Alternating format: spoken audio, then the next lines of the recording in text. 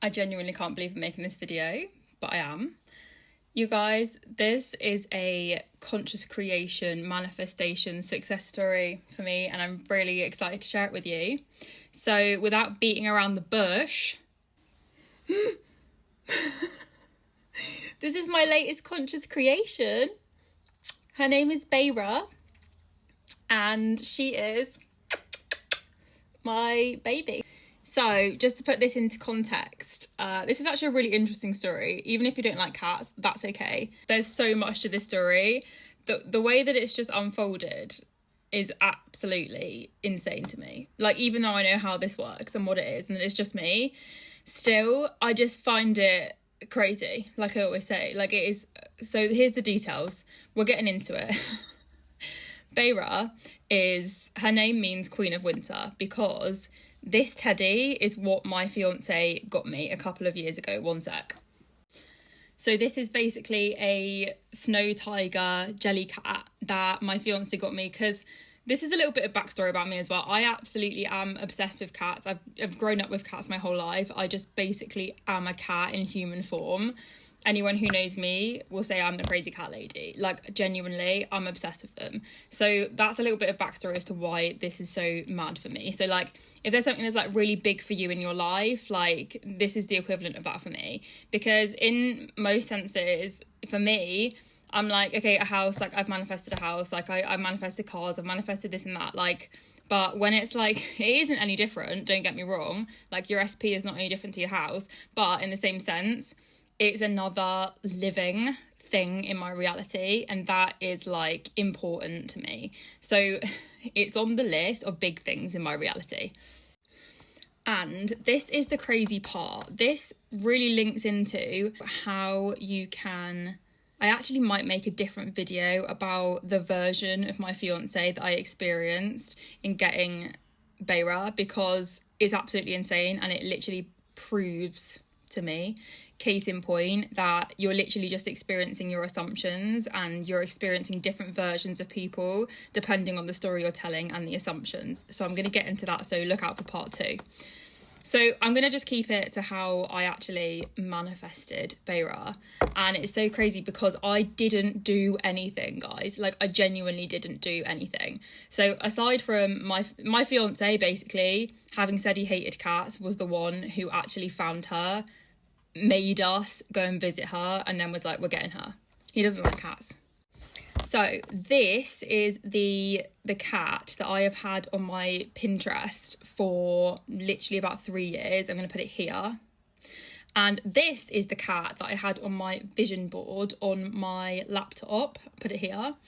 And when I say vision board and Pinterest and all this, don't freak out, guys. I've not started doing techniques, but the way I do, like, a vision board or put it as my laptop screen or whatever is literally the exact same. It's not deep as being like, when I go to Sainsbury's, I need to pick up some milk.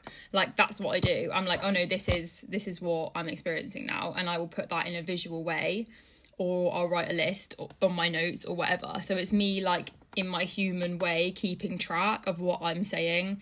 Yes, this. So also so that I can do things like this and be like, I wrote this, then it happened like this, and now I have this. So it's a way of keeping track for me in continuity, but it's not like a vision board. So I'm not there like, oh, I'm going to create a vision board and then I'm going to visualize on it for 10 minutes every day and then I get my desire, because there's some magic happening. Like previously, yes, exactly the fuck I did do that, but that's not what I do anymore. So don't freak out about the vision board, guys, but I'm just here to show you that those pictures were there. She is obviously, as you can see, the exact colour. She's the exact breed. She's like a pure pedigree Maine Coon, and that is exactly what I wanted. Down to, guys, her temperament. I was like, no, I have a cat that is like the most docile cat ever. Like so chill but confident, like not a scaredy cat. Like, her temperament is absolutely spot on what I said it would be. And the thing is, this is also a little word on deciding. So 2 weeks before any of this transpired, the whole time frame, there's no time, guys, that it took me to get Beira from start to finish was literally 7 days, and it could have been even shorter, but we just decided to extend it so that she could have a bit of extra time at home. She's a big girl as well. For those of you who actually do like cats, she's just over 16 weeks old, and she's an actual giant, and that's also what I wanted. I just wanted like a big cat dog, and that's exactly what I've got. I'm just so excited for her to grow. Like, if you want more videos about Beira specifically, I feel like you should comment, because I feel like she's going to be my mascot now that she's here. So anyway, about 2 weeks prior, I remember being like, what about the cat then? What about the pets? Like, what am I going to do about that? And I was like, I know that is the cat that I'm going to end up with, but I didn't say, okay, it's literally happening right now. I just said to myself, it's inevitable, and it will happen in the best possible timing, in the best possible way, and it's just going to be chill, and I don't need to think about it because I already have it. But I didn't put a time frame on it. I didn't actively go out looking for her. And again, I'm going to make a part 2 about how my fiance changed. But my situation before, guys, my fiance was like, I literally don't like cats at all. He's not a cat person. He's more of a dog person. We do want to get also a dog eventually, but it's not appropriate for our living situation at the moment. He's like, no, I don't like cats. Like, I really don't like want a cat. And he was like quite resistant to it. So I changed the story, and I was just like, no, he's obsessed with cats. And I even said to him, I was like, oh, when we actually get the cat though, you're going to be like an absolute cat dad, and you're going to be in love. And that's exactly what's happened. He's the one that actually like found her and was even looking for her. Like, I wasn't looking, even thinking about it, like looking or anything. He's like, oh, he comes in one day, he's like, oh, I've literally been looking on this website at all the nice little pedigree kittens. Like, this is the one I've been looking at. And I'm like, are you for real? Even to the point where I actually was taking an active backseat in this whole process unfolding scenario, because I was just like, is he just like going through a midlife crisis?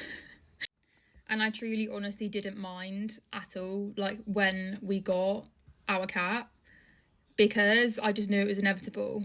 So you might be like, okay, well, if you didn't sit down and be like, okay, we're getting her, it's done, I have her now, then how did it manifest? It manifested because I know that I always get everything I want and there's nothing else happening. And I also know that, especially in this situation, I had no, what you would call, resistance, in the sense of, I wasn't saying I don't have it now.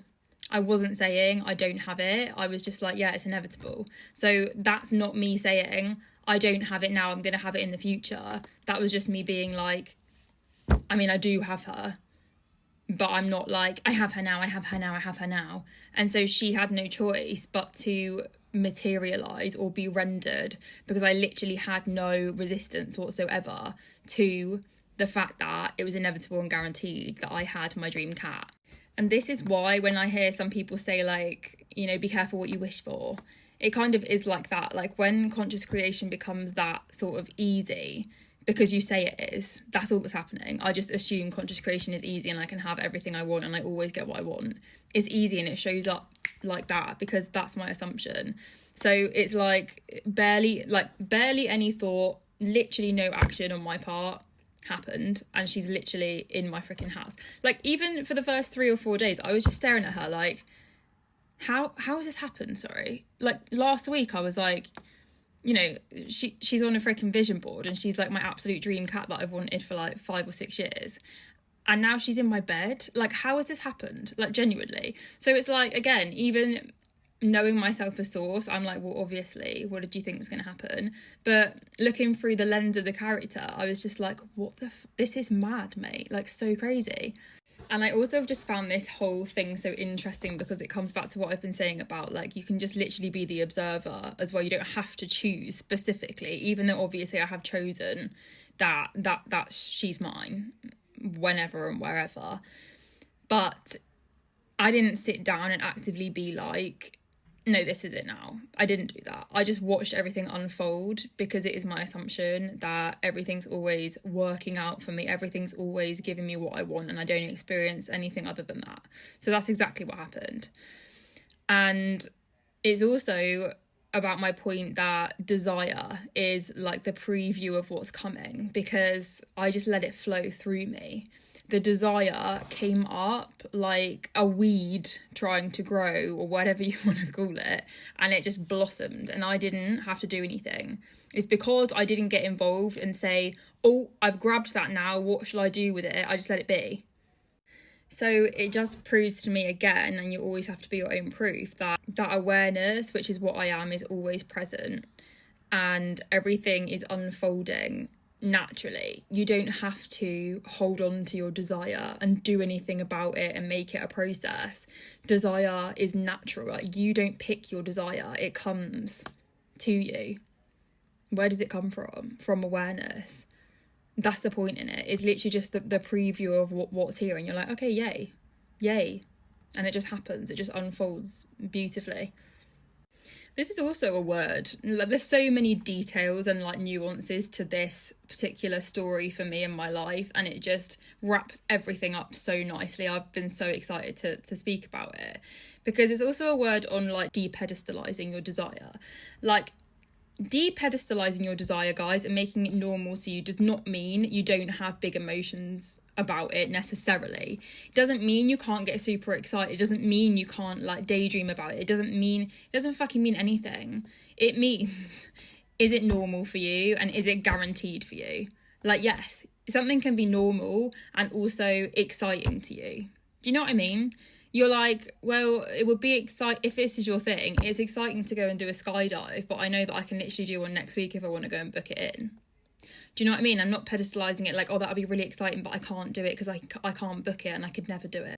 Because I think oftentimes when people hear like, oh, you must normalise your desire, and I've said this as well, which is true, all normalising your desire or depedestalising your desire means, guys, is that you just stop saying you don't have it.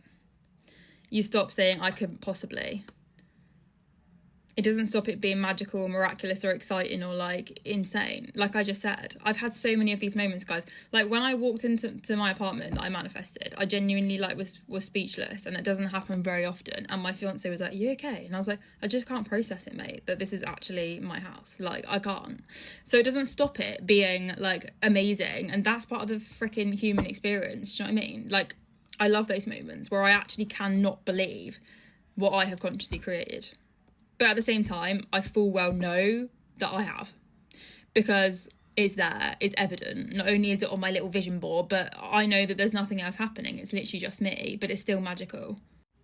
So with Beira, I just said, she's mine. I said it will be amazing. And I was saying to my fiance, I was like, it's literally, when we get a cat, it's going to be the absolute best day of my life and I won't be able to get over it. That's what I said, and that's exactly what happened. But I also said, because I know it's inevitable and I'm so excited for that to happen. And then it just happened. Like, I just stopped saying that I didn't have it. I said, yeah, I 100% do have it, and it is going to happen. But I didn't have to be like, I now actively need to go looking for it. Do you see what I mean? And guys, it's also a word on technique. So like, did I sit there and affirm or visualise or all of the rest of it? I can't even be bothered to name them anymore, but did I do any of that? No, I didn't. Not a single thing. Like, genuinely nothing. So that was just a little introduction to Beira, because she's literally delightful.